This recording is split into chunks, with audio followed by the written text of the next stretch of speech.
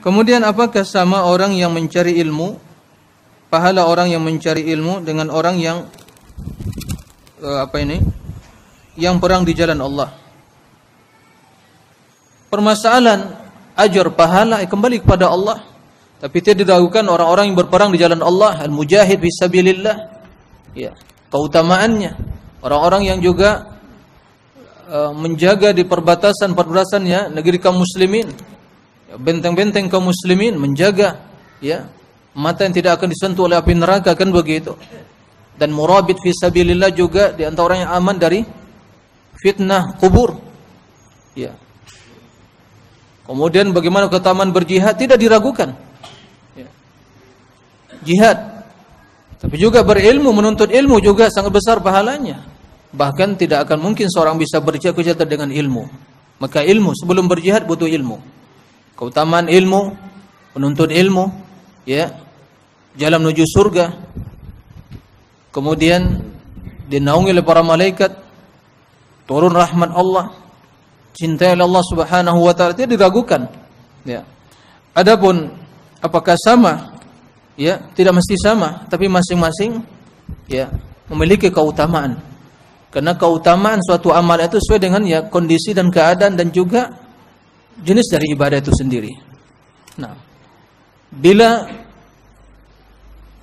di suatu negeri tidak ada seorang pun, ya, yang bisa menjelaskan urusan agama kepada masyarakatnya, tapi masyarakatnya orang-orang yang masya Allah fisik kuat, bisa mengangkat senjata, bisa berperang, maka wajib harus ada, ya, sekelompok dari mereka yang menuntut ilmu. Karena yang akan mengajarkan para mujahidin untuk berperang, hukum-hukum jihad siapa? Ulama.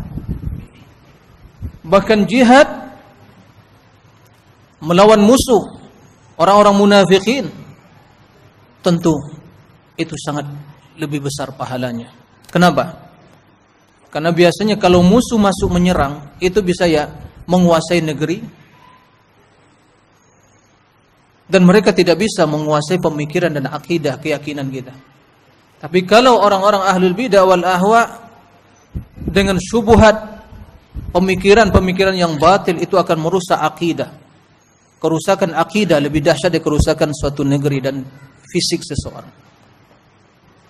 Maka mengangkat pena, menggoreskan pena, lembaran kertas, membantah syubhat-syubhat ahlul bidah wal ahwa, itu tidak seorang pun yang mampu, kecuali hanya orang-orang yang betul dipilih oleh Allah. Adapun mengangkat senjata di medan perang, semua antum bisa mengangkat, ya kan?